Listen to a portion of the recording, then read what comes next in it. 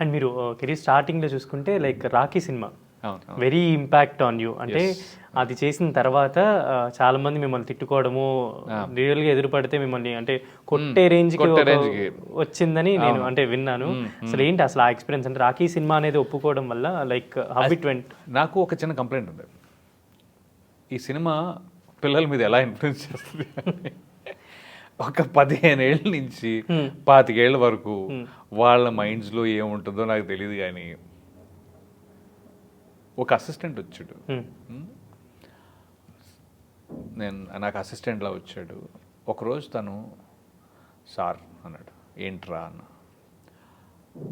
Sir నేను యాక్చువల్గా మిమ్మల్ని చంపేద్దాం అనుకున్నా సార్ అన్న. ఊరి ఏం మాట్లాడుతున్నావురా, నేను డ్రైవ్ చేస్తున్నా, వాడు పక్కన కూర్చుని ఉన్నాడు, అప్పుడే నాకు జ్యూస్ ఏదో ఇచ్చాడు, ఈడు దాంట్లో ఏమన్నా కలిపాడా, పరిస్థితి ఏంటని అన్న. ఎందుకురా ఏమైంది అంటే, సార్ నేను ఎన్టీఆర్ ఫ్యాన్ సార్. బా అమ్మని. ఓకే సరే, రాఖీలా మీరు చేసిన పనికి నాకు చాలా కోపం ఉండే సార్, మస్తు కోపం ఉండే, అందుకే నేను ఇండస్ట్రీకి వచ్చిన సార్ అన్నాడు. ఊరి ఈడేంటో నాకు పెద్ద బాంబు వేసేటట్టున్నాడు. అరే ఏమైనా కలిపేవారా దీంట్లో, చెప్పారా అంటే, లేదు సార్ ఇక్కడికి వచ్చాక నాకు అర్థమైంది ఇదంతా సినిమాలు అంటే సినిమాలు వేరేగా ఉంటుంది, అది ఇది కాదు అని. అమ్మాయ బతికించారా బాబు, టెన్షన్తో చచ్చిపోయా, నువ్వు చెప్పబోయా అంటే the impact that movie has. Krishna Vamsi గారికి దండం, అంటే literal in a very good way, in a very respectable way. And NTR గారికి దండం ఇన్ వెరీ గుడ్ వే. ఇది చెప్పచ్చలేదు, ఈవెంట్స్కి వెళ్తుంటాను కదా, మంజుష గారిని చూసినప్పుడల్లా మీరే గుర్తొస్తారు. మంజుష గారిని చూసినప్పుడు కూడా నేను గుర్తొస్తూ ఉంటాను. బట్ యా, అయితే ఎన్టీఆర్ గారికి దండం. ఎందుకంటే ఆ ఫ్యాన్ బేస్ ఆ టైంలో మామూలు ఫ్యాన్ బేస్ కాదు. And because of that fan base only this reach. నా పర్ఫార్మెన్స్కి సంబంధం లేదు, నా పర్ఫార్మెన్స్కి ఆ రీచ్ కాదు, ఆ రీచ్ వాళ్ళిద్దరిది. అంటే అంత రీచ్ ఏంటంటే మిమ్మల్ని చంపేసి రేంజ్కి, అంత రేంజ్కి ఆయన అంతమందికి చూపిస్తే అంతమందికి సింపతి ఎన్టీఆర్ గారి మీద జనరేట్ అయింది, నా మీద అంత కోపం జనరేట్ అయింది. అంత కోపంగా తీర్చిదిద్దటానికి మా గురువులు అంటే ఇక్కడ సినిమా నిర్దేశకులు కృష్ణవంశీ గారు. So that way it is. So Rocky is a very memorable experience for you. It is a memorable experience. See, that way again I am switching.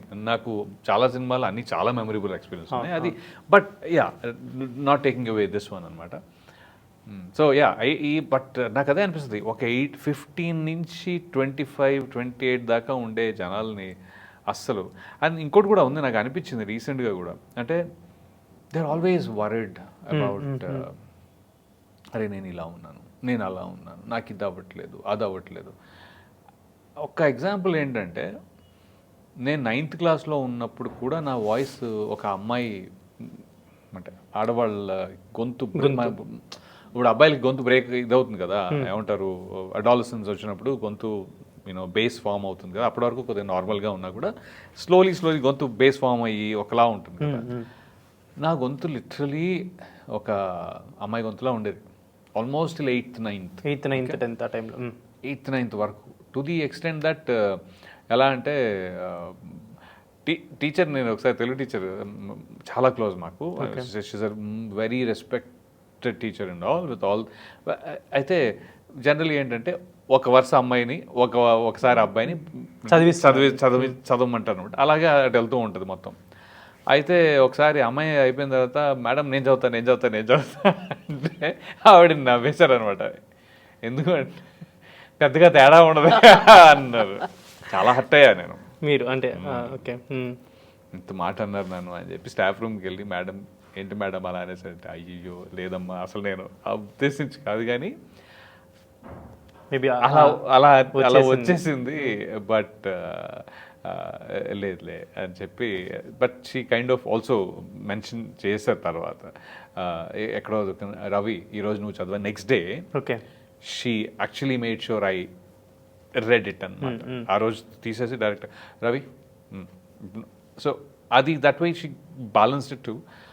But నేను అనేది ఏంటి అంటే అప్పటి వరకు నా వాయిస్ బ్రేక్ అవ్వలేదు, కానీ తర్వాత at some point I always get feedback కానీ అప్రిసియేషన్ కానీ, అరే నీ గొంతు భలే ఉంటుంది ఈ డైలాగ్స్కు, సినిమాకు, పాటలకు అని.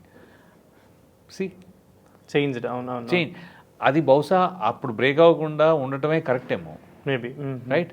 అప్పుడు మనకు ఆ ఫీలింగ్, అప్పుడు కొంత యూనో ఇన్నర్ ఇన్హిబిషన్స్, బయట వాళ్ళ ప్రెషర్లు, లేకపోతే ఒకళ్ళు బుల్లీ చేయటం, లేకపోతే ఒకళ్ళు అంత అవ్వలేదు నాకు, కానీ ఇన్ జనరల్ చెప్తున్నా. అవునవును సో ఇవన్నీ కూడా టెంపరీ ఫేజెస్. పర్టికులర్లీ ఆ టెంపరీ ఫేజెస్లో మనం పర్మనెంట్ రియాక్షన్స్ తీసుకోకూడదు.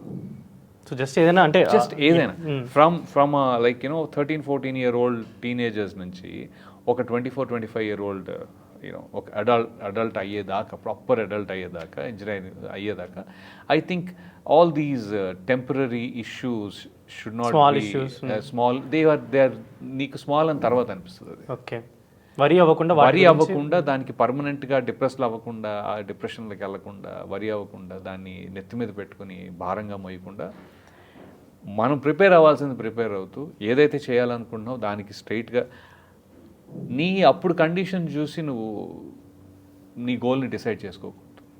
నీ ఇంట్రెస్ట్ చూసి గోల్ డిసైడ్ చేసుకోవాలి. నీ కేపబిలిటీస్ పెట్టేటట్టు గోల్ డిసైడ్ చేసుకోవాలి. నీ గోల్ ఇది ఉంది అంటే you don't have to be. ఇప్పుడు నేను యాక్టర్ అవుదాం అనుకున్నాను, రైట్? ఫస్ట్ నుంచి 5th క్లాస్ నుంచి యాక్టర్ అవుదాం అనుకున్నాను. బట్ నేను 40 kgs 44 kgs ఇంజనీరింగ్ అయ్యేదాకా సన్నగా, నన్ను రమణారెడ్డితో నువ్వు రమణారెడ్డి రా ఉంటావురా ఎందుకు నీకు అని నేను అంటే వై డూ యూ పెద్ద హీరో అవన్నీ కాదు, సన్నగా ఎంత ఉంటావు నువ్వు. నేను అనేది ఏంటి అంటే those things, but you have to see your goal through. నువ్వు ఏం చేద్దాం అనుకుంటున్నావు, నీ మనసులోంచి, నీ లోపల నుంచి పర్ఫార్మెన్స్ వస్తుందా అది మాట్లాడు, నీ లోపల నుంచి డైలాగ్ వస్తుందా అది మాట్లాడు, నీ హావభావాలు వస్తున్నాయి అది మాట్లాడు. So those are somethings that you can work on to become what you want to become. That is as an actor. అది నువ్వు వేరే ఫీల్డ్ అనుకుంటే వేరే ఫీల్డ్. నువ్వు చాలా సన్నగా ఉన్నావు కదా అవ్వదు, నువ్వు కొద్దిగా వంకరగా ఉన్నావు, ఇలా ఏదో అంటున్నావు, అలా ఏదో, but they will all be fixed. All your little things usually will be fixed for the most part. So నాకు అది అనిపించింది జనరలీ వరి అవ్వకూడదు పిల్లలు. I mean